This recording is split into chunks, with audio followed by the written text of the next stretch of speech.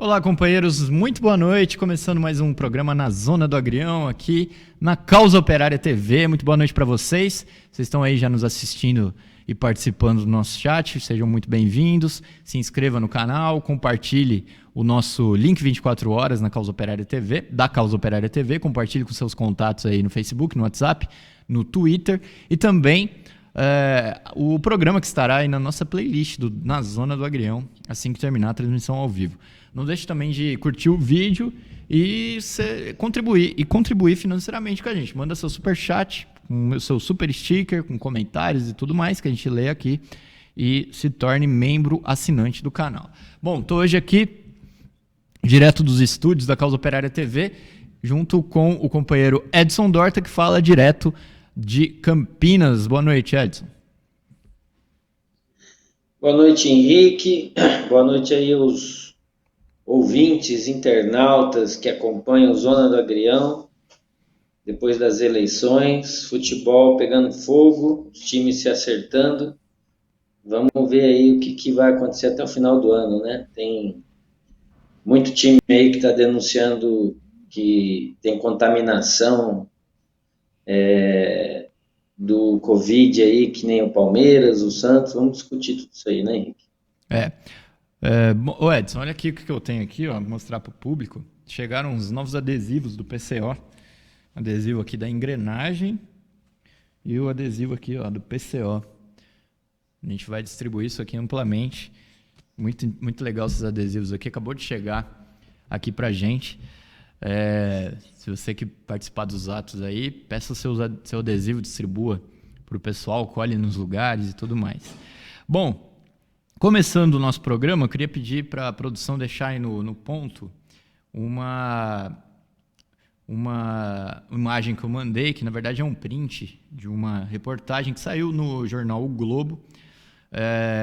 Na Zona do Agrião apareceu aí na reportagem da imprensa burguesa, né, sobre a nossa posição, a posição do PCO em relação à defesa do futebol brasileiro. E eu queria mostrar aí o print, e o pessoal pode procurar também na internet aí a matéria. A causa é operária, o orgulho pode ser boleiro.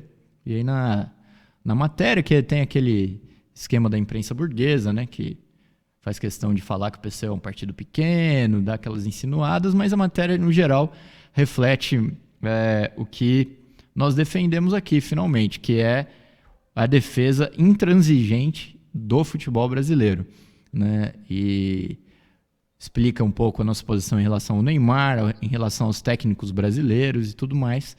Então, o pessoal que não leu ainda essa matéria, pode procurar, inclusive, no site, né? Dá um Google aí na internet.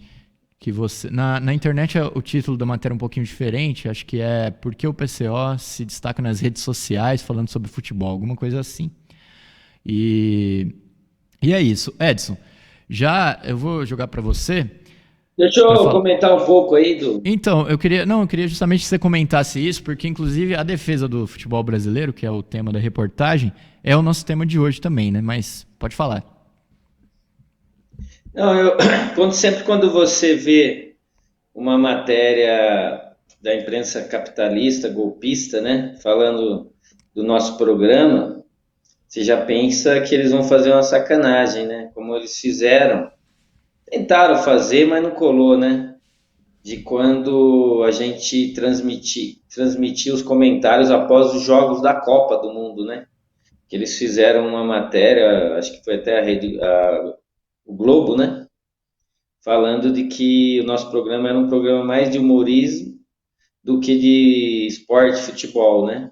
E a gente nem ligou para essa colocação, continuamos o programa já faz aí 3 anos, né, Henrique? Nós estamos discutindo futebol no canal COTV, e agora saiu essa matéria que mostra que a gente está sendo considerado aí os únicos, né, que defende o futebol brasileiro. Não vejo em nenhum outro órgão, nem da imprensa esportiva da burguesia, muito menos da esquerda, que não comenta pouco, e quando comenta é sempre para diminuir, para desvalorizar o futebol, seguindo inclusive a mesma essência da imprensa capitalista. E nessa matéria que vale a pena ler, né, eles colocam questões que a gente defende aqui de forma veemente, né, como, por exemplo, a questão de defender o futebol brasileiro acima de tudo, né, porque o futebol brasileiro é colocado na matéria a questão do controle capitalista, né, dos interesses comerciais que tem sobre o futebol no mundo inteiro, né, a questão dos jogadores, né, brasileiros. Recentemente eu vi um debate num desses canais esportivos dos meios de comunicação da burguesia, aquele Flávio Prado, que é um direitista, falando que se não fosse os jogadores negros, o Brasil seria pior que a Indonésia no futebol, né? Que é outra mentira, né? Obviamente que os negros, eles sobressaem no futebol, mas o Brasil sempre destacou jogadores bons de bola, brancos também, né? Um exemplo é o Zico, outro é o Sócrates. Nós tivemos na seleção o próprio Gerson, né? Rivelino. Então, eles mesmo quando eles vão elogiar é para diminuir o futebol, dizendo que a Incrível. vantagem nossa é que tinha alguns negros aqui jogando futebol no Brasil, né? E a questão do Neymar, que cada vez evidencia aí a perseguição ao Neymar, né? Está ficando, inclusive pelos nossos esforços, né? De mostrar que uma coisa é a vida pessoal do jogador, o seu caráter ideológico, etc. Outra coisa é a arte que ele desenvolve no campo de futebol. Acho que a matéria, se eles tentaram fazer uma sacanagem contra o Zona do Agrião, tirar um sarro do partido porque discute futebol, eu achei ela menos maliciosa, né? Ela mostrou bastante o que mesmo a gente defende aqui no programa Zona do Agrião. Então, queria deixar esse relato aí, que mostra o que a gente está fazendo, está surtindo resultado. Os caras não vão fazer uma matéria do Zona do Agrião e desse naipe se a gente não tivesse influenciando muita gente em relação a essas ideias, né, Henrique? Exatamente, Edson. Inclusive a matéria mostra, né, que o PCO é o único partido, não é nem partido da esquerda, é o único partido que fala, né, de futebol. E começa, inclusive, com o nosso tema de hoje, falando que nós opinamos sobre os técnicos, a atuação dos técnicos no futebol brasileiro, né, justamente por conta dessa polêmica toda em relação aos técnicos estrangeiros. Então, começando já a entrar nesse tema, que ontem nós tivemos aí a vitória do São Paulo por 3-0 contra o Flamengo no Morumbi, né? Depois do São Paulo ter ganho de 2-1 no jogo de ida no Maracanã. Então o São Paulo consolidou aí a classificação para a semifinal da Copa do Brasil, né? E fez um jogo impecável, né?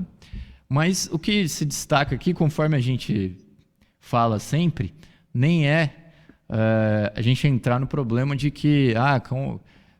o problema do torcedor, né? O que é mais interessante do que aconteceu é justamente o problema do exemplo aí da experiência com o Fernando Diniz, né? Que está no São Paulo. Nesse momento aqui, a produção me soprou aqui antes do programa que o Fernando Diniz é o técnico que está há mais tempo treinando um clube, pelo menos nos clubes da Série A, da elite do futebol brasileiro, sendo que ele já foi ameaçado de ser demitido várias vezes, né? E agora tudo indica que ele está arredondando aí o time de uma maneira bastante eficiente. Inclusive a produção pediu para mostrar aqui a camisa do São Paulo, do Raí. Essa aqui é da época que o Raí jogou pela segunda passagem do Raí, né? Pelo São Paulo. A produção, que é São Paulino, pediu para mostrar aqui, para tirar um saldo dos flamenguistas. Então tô cumprindo aqui o papel, já que o Juliano não veio, né? E ele teria condições aí de se defender. Será que o Juliano fugiu por causa disso? Eu acho que o Juliano deu aquela fuga básica, né? Os flamenguistas do chat podem nos xingar. Sobre o time dele. Mas, bom, Não, eu Edson, acho que não, Juliano ia fugir, apesar que é muito difícil explicar para o flamenguista explicar aí essa caída do Flamengo. A gente tenta aqui explicar que foi o ascenso do Flamengo foi muito superficial, né? Baseado em muita manipulação aí no futebol brasileiro. Mas o fato importante, eu acho que a gente tem que tirar dessa questão dos jogos que ocorreram, né, no campeonato da Copa do Brasil, é que está se comprovando na prática, né, que não precisa de técnico europeu aqui no país. Nós temos técnicos de boa qualidade. Eu não sei se você, eu acho que eu não, na quinta-feira passada você não estava aqui, né? Você estava fazendo panfletagem aí na rua. E aí eu discuti um pouquinho com o Juliano estava participando do programa Zona do Agrião, e eu falei para ele que eu ia lançar a campanha Lisca Doido para substituir o Português no Palmeiras. E não é que o Lisca chegou à semifinal também da Copa do Brasil com o América Mineiro, que nem sequer está na primeira divisão do Campeonato Brasileiro, né? E nós temos uma semifinal entre São Paulo e Flamengo, não, São Paulo e Grêmio, né? Os próximos jogos. O São Paulo ganhou do Flamengo e o Grêmio também se classificou ontem. E o Palmeiras e o América Mineiro. Desses 4 times que se classificaram para a semifinal, apenas o Palmeiras tem um técnico europeu, que também não foi obra dele. O Palmeiras está na semifinal. O Palmeiras já vinha ganhando os jogos, né, na Copa do Brasil, ganhou vários jogos na Libertadores. O Luxemburgo deixou o Palmeiras, inclusive, invicto na Libertadores. Então, nós não podemos acreditar aqui ao técnico espanhol, aí, português, na verdade, técnico português, algum crédito em relação à classificação do Palmeiras. Mas, no entanto, a gente tem 3 técnicos brasileiros que estão mostrando que basta os times darem o suporte, garantir que o técnico trabalhe a equipe, organize o time independente de alguma outra derrota, algum outro tropeço, que os times vão para frente. O caso também do Grêmio, né? O Renato Gaúcho, você falou a produção aí falou que o Fernando Diniz é o técnico que mais tempo, não, na verdade o técnico que está mais tempo em um time sem ser demitido é o Renato Gaúcho. Renato Gaúcho já está mais de 3 anos aí no Grêmio.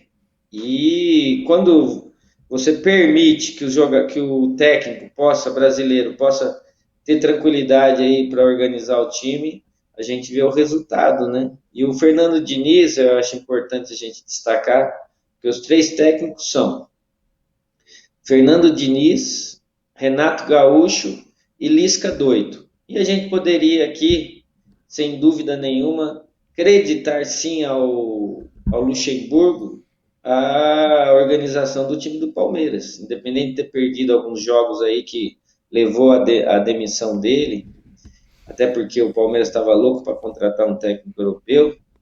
Quem organizou esse time, trouxe a molecada da base, trouxe de volta o Rafael Veiga, etc. e tal, manteve jogadores aí que são titulares no Palmeiras, foi o Luxemburgo, né? O português aí, Milongueiro, ele está aí só pegando carona na organização anterior. E na questão do Lisca doido é interessante por quê? Porque se é um técnico brasileiro, típico técnico brasileiro, que organiza o time joga para ele, e ele é um técnico que tá com, ele não é, se você for analisar os times, né, que estão aí os 3, São Paulo, Flamengo, São Paulo, Grêmio e Palmeiras, são times grandes. O América é um time pequeno para médio, aí ela chega a médio. Então, quer dizer, mostra também a capacidade do técnico de manter o time aí jogando redondinho e levando ele até a semifinal. Já é um vitorioso esse daí. Queria destacar aqui também o Fernando Diniz, né? O Fernando Diniz, a campanha que já foi feita quando ele já chegou no São Paulo, para que quando o Raí, né, teve aquela demissão que até os próprios jogadores, né, pediram a contratação do Fernando Diniz, tem a conversa de que o Daniel Alves pediu a contratação do Fernando Diniz, ele chegou já com a campanha contra ele, né? Depois o time ainda estava em período de organização, de encaixar tal, e ele se desclassificou, não conseguiu se classificar, né? Nas outras etapas do campeonato da Libertadores e nem da Sul-Americana, que qualquer outro time na situação que a gente está já teria demitido. Mas o pessoal do São Paulo, principalmente o Raí, manteve o técnico e agora nós estamos vendo o resultado, né? Tem aí, está na semifinal, tem muita gente discutindo de que o São Paulo é favorito aí para a Copa do Brasil. No Campeonato Brasileiro, o São Paulo tem 3 jogos a menos que todos os outros times e está bem pertinho ali do primeiro colocado, que é o Atlético Mineiro, né? Quer dizer, os 3 jogos ele já pode até passar na frente até no Campeonato Brasileiro, que mostra, na verdade, que é o título do nosso programa, que mostra que, na verdade, essa história de técnicos estrangeiros no país, demissão de técnico que mal conseguiu organizar o time em 2, 3 meses, é uma campanha mesmo para desmoralizar o futebol brasileiro, para desacreditar os técnicos brasileiros e os próprios jogadores brasileiros. Então, eu acho que os resultados aí do Fernando Diniz, em cima do todo-poderoso Flamengo, etc., mostra aí a capacidade do técnico brasileiro. E o Rogério Ceni, que estaria também nessa faixa, apesar dele ter ontem, o time dele, o Flamengo, foi desclassificado, o Rogério Ceni está 3 jogos no Flamengo, né? Não daria para você falar nada. O Flamengo está em crise por causa dessa politicagem aí de técnico estrangeiro.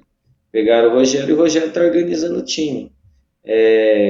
Eu acho que também teria que dar tempo ao Rogério e o Rogério vai mostrar aí a capacidade do técnico brasileiro e ele pessoalmente, né, que ele já mostrou no Fortaleza,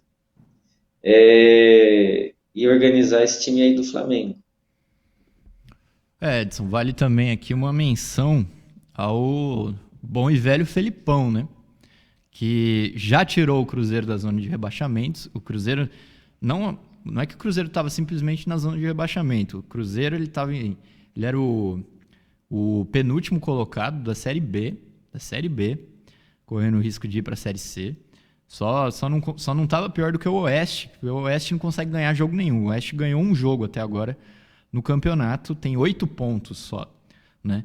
E o Filipão assumiu o Cruzeiro, já tirou o Cruzeiro também da zona de rebaixamento e já estão até falando na possibilidade, quem sabe, do Cruzeiro se classificar, né?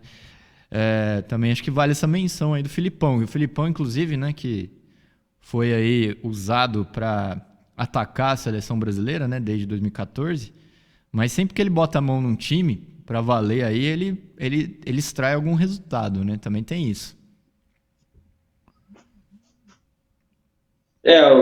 O Filipão é aquele técnico tradicional, né? Que ele não é conversa, né? Porque os técnicos milongueiros que vêm da Europa não ganham nada e é tudo milongueiro, porque ele veio da Europa. E o brasileiro, como ele é latino, ele não presta.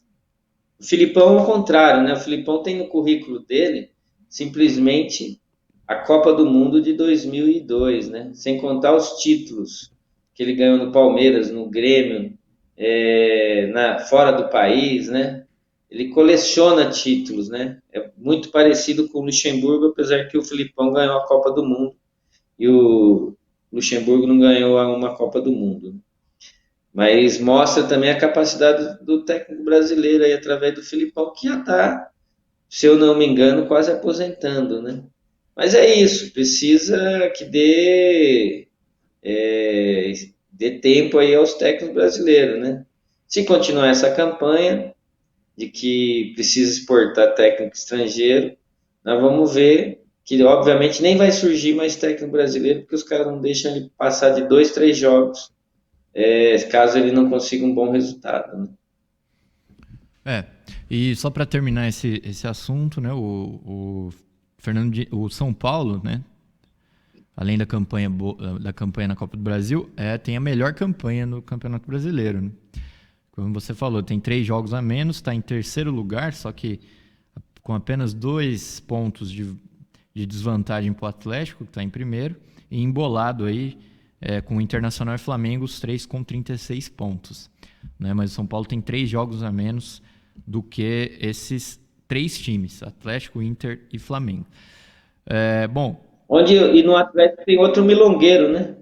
O No Atlético Atlético tem tem o outro Sampaoli. milongueiro, que é o Sampaoli, que a imprensa também deu maior cartaz ao Sampaoli, e ele não deu certo no Santos, e agora estão aí no Atlético Mineiro, apesar de estar na frente, a gente vê que o Atlético não tem essa pegada toda que a imprensa brasileira quer dar, né? Por E, causa do o, Sampaoli.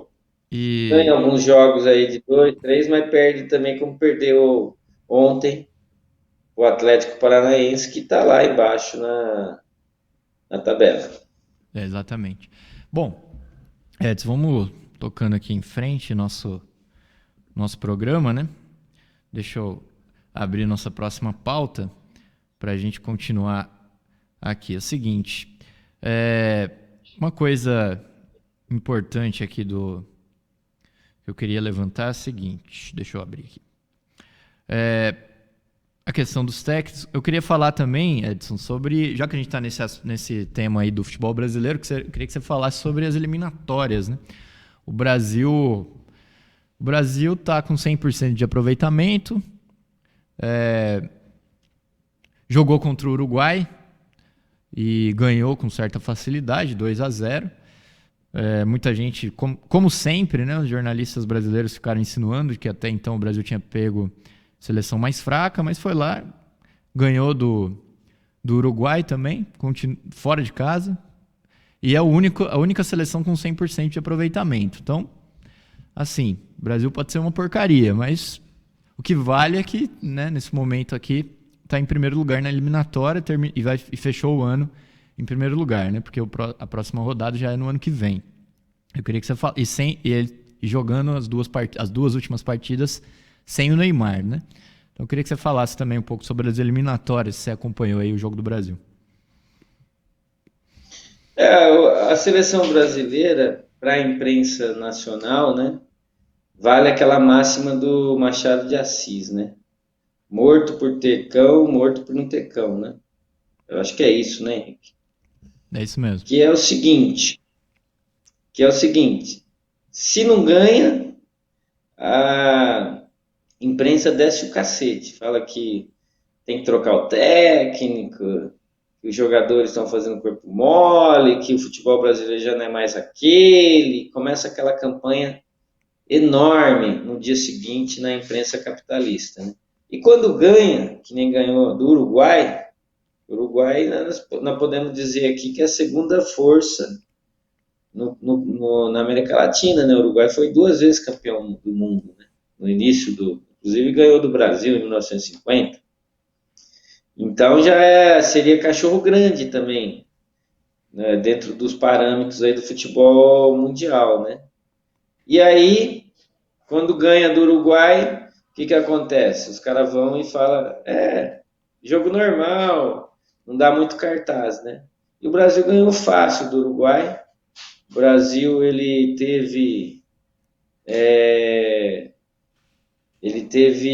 pouca dificuldade. O Uruguai meteu uma bola na trave no início do jogo, mas em contrapartida, o Brasil dominou quase todo o tempo o jogo no segundo tempo, principalmente, né? Também com o Brasil com desfalque, nada mais, nada menos que jogando sem o Neymar, né?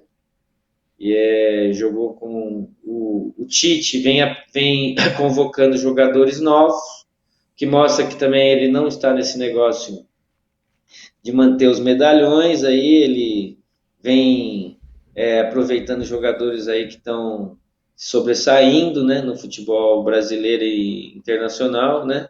O próprio Everton Ribeiro jogou com a camisa 10 do Neymar, que joga no Flamengo, que mostra assim que é um técnico que está de olho no que está acontecendo, né?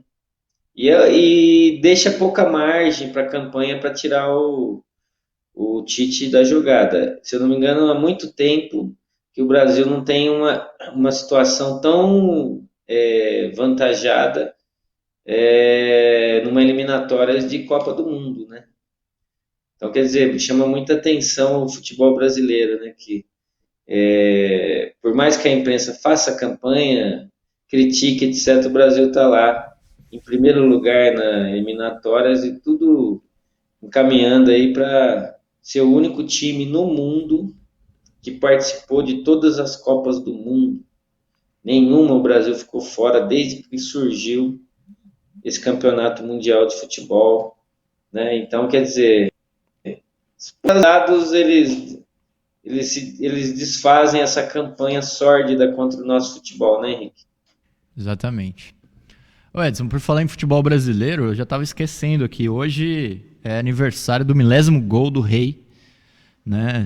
A gente deve só fazer essa menção aqui, né? Ao 1000º gol do Pelé. O Pelé que fez aniversário de 80 anos recentemente e tem saído várias matérias especiais aí sobre o Pelé, né? E, bom, registrar aqui o 1000º gol. Se o pessoal quiser, a gente republicou uma matéria que saiu ano passado, né? Que o ano passado marcou aí exatos 60 anos do 1000º gol, né? E nós republicamos hoje essa matéria, que chama A Marca do Gênio, né? Que se existe um gênio da arte no mundo no século XX, esse gênio é brasileiro e é negro, e chama Pelé, né, Edson? Pelé, a gente já falou várias vezes aqui, né? E é importante sempre falar porque a molecada ela é instruída para ficar gostando de futebol europeu, né?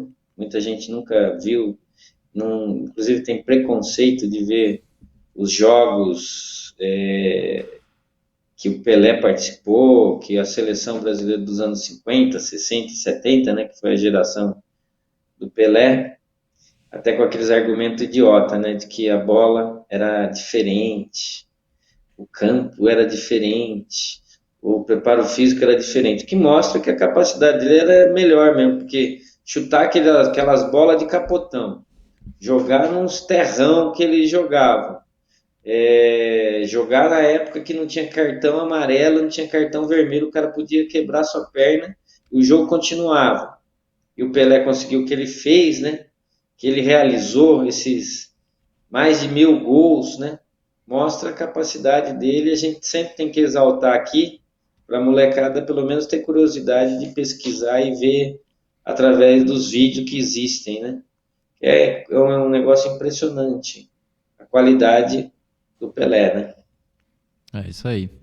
Bom, só para registrar, inclusive, Edson, uma coisa que a gente ia fazer e nesse rolo todo da eleição e tudo mais, a gente acabou não fazendo, é mostrar aqui o trecho do companheiro Rui falando sobre o Pelé na análise política da semana. Acho que foi semana retrasada, se não me engano, mas vamos ver se a gente separa para domingo aí.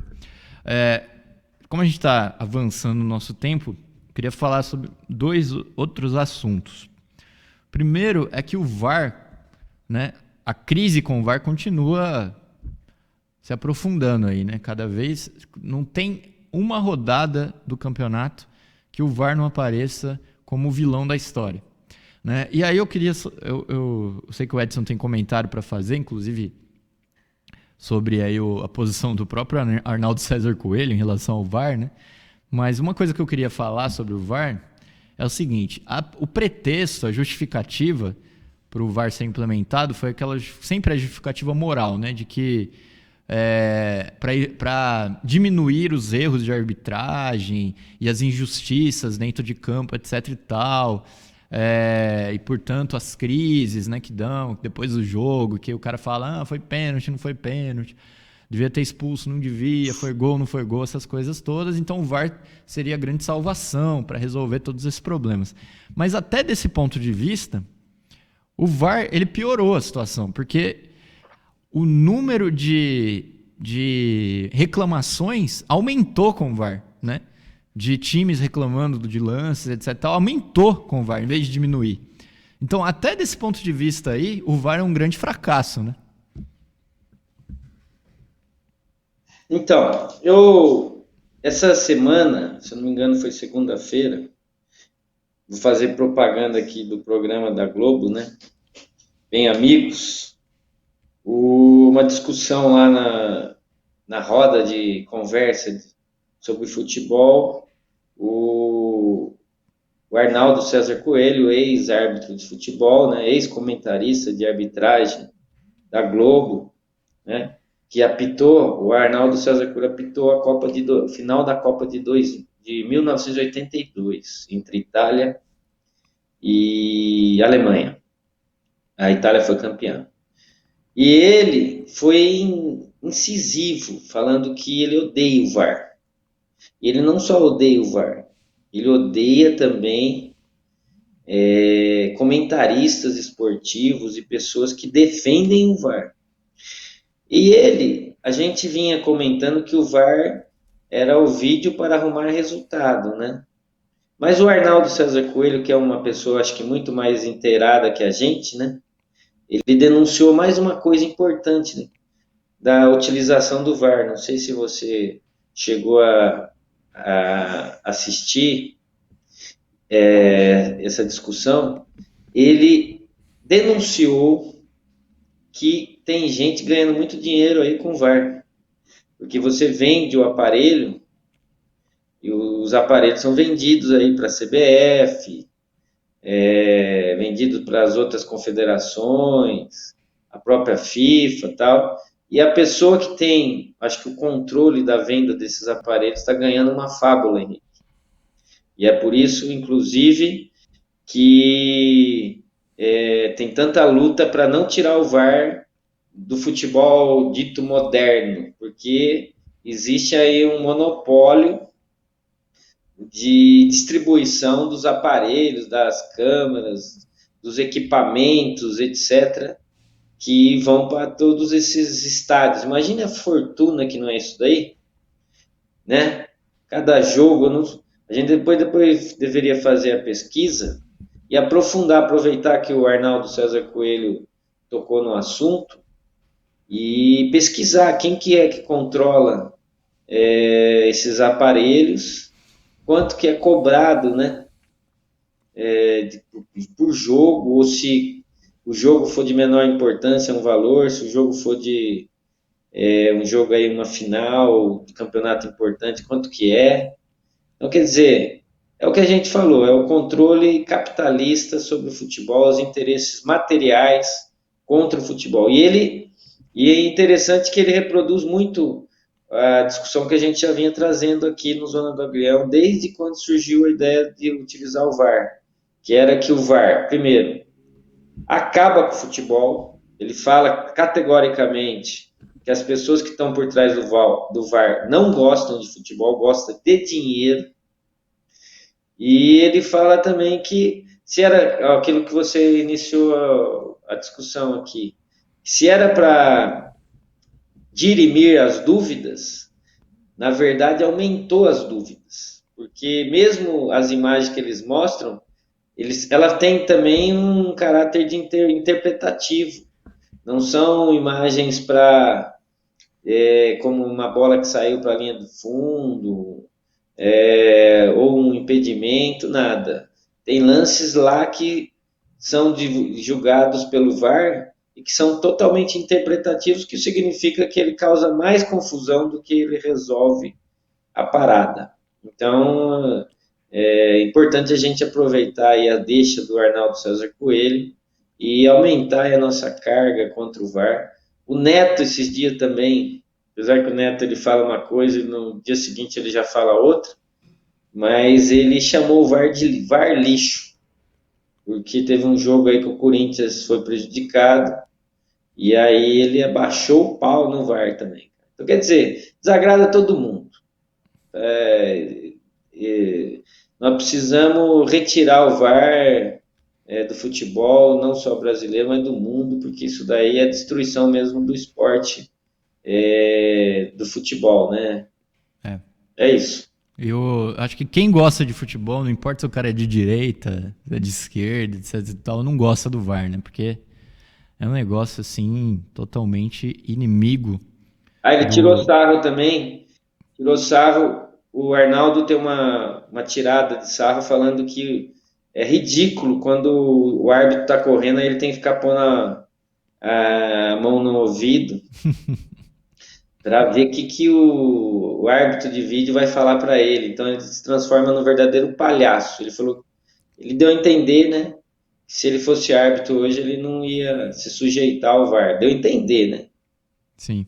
Eu vi essa declaração, só não sabia que era dele. Eu vi inclusive fizeram uma matéria na imprensa com um título com essa declaração aí, que o juiz fica parecendo um palhaço dentro de campo. Bom, a gente tá com o tempo esgotado, Edson, então eu ia falar aqui sobre o Clube Empresa, vou deixar para domingo, que é um tema também recorrente aqui, permanente no nosso programa. Eu escrevi coluna semana passada e amanhã vai sair uma outra parte também de uma coluna sobre a questão do Clube Empresa. Mas para terminar, então, já que a gente tem pouco tempo, eu queria só que você tirasse um sarro aí da goleada que a eficiência alemã levou do tic-tac espanhol. 6-0. Faltou eficiência aí nada no melhor alemão? Nada melhor que um dia após o outro, né? A gente teve que engolir essa conversa fiada de que a seleção alemã é organizada, tem planejamento, eficiência, por causa daquela Copa do Mundo 2014 aqui que foi super arranjada, né, para os alemães. E agora nós estamos vendo essa eficiência, né? Já vimos, inclusive, na Copa de 2018, que a Alemanha não conseguiu nem passar da primeira fase. E agora nós estamos vendo a decadência dessa eficiência, desse planejamento. Perderam de 6-1 do time espanhol. Daqui a pouco eles vão falar que foi porque voltou o tic-tac dos espanhóis para esconder um pouco o vexame da seleção alemã. Imagine se o Brasil tomar de 6-1 de qualquer time aí na era Tite. Eu acho que cai no dia seguinte, né? Eles só ficam esperando o esbarrão, né? Então tem isso. Eu queria também, antes eu sei que você vai encerrar, mas também dar menção aqui a volta do Covid, né? A segunda onda aí que está sendo escondida pela burguesia. E como os times de futebol, eles fazem teste em todos os jogos, são obrigados a fazer o teste nos jogadores em todos os jogos, surgiu aí uma pandemia nos times, principalmente aqui de São Paulo, né? O time do Santos teve a confirmação de, se eu não me engano, 7 ou 9 jogadores com Covid, e o time do Palmeiras, mais de 10, né? Então, mesmo aí a burguesia escondendo, né, os dados, São Paulo teve uma semana que ficou 5, 6 dias sem notificar quantas pessoas morreram ou foram contaminadas. Nós estamos vendo como o futebol eles são obrigados a fazer o teste, nós estamos vendo aí que o negócio está pegando para o lado nos times de futebol. Se está acontecendo nos times de futebol, obviamente que está acontecendo em toda a sociedade, né, Henrique? Exatamente. Bem lembrado. Inclusive, como é que se diz? No futebol feminino do Santos foram 14 contaminações aí, entre atletas e comissão técnica, ou seja, praticamente o time inteiro, né? E, Edson, só fazendo justiça aqui, foi 6-0 para a Espanha. Não foi de 6-1, não? Não, foi 6-0. Não teve nem de honra? Não teve nem de honra. E o problema que você falou é esse, né? Que daqui a pouco vão começar a puxar o saco da Espanha de novo. Mas tudo bem, vale pela tiração de sarro aqui. E a gente vai terminando o nosso programa. Domingo a gente vai ter Conferência Nacional do PCO, então eu não sei ainda como que vai ficar a nossa programação, né? A gente vai informando vocês aí, telespectadores da Causa Operária TV. Edson, boa noite. Boa noite, Henrique. Boa noite, a gente fica por aqui então com mais esse Na Zona do Agrião. Fiquem ligados aí na nossa programação, agora tem Tição, programa de preto, depois às 8h30 da noite tem resumo do dia e amanhã nossa programação completa aí da Causa Operária TV. É isso, muito obrigado pela audiência, muito obrigado por compartilhe, se inscreva, curta o vídeo, colabore com a gente, fortaleça o nosso canal. Muito boa noite para todo mundo e até a próxima Zona do Agrião, que vai ser domingo ou na próxima quinta-feira. Até mais, pessoal.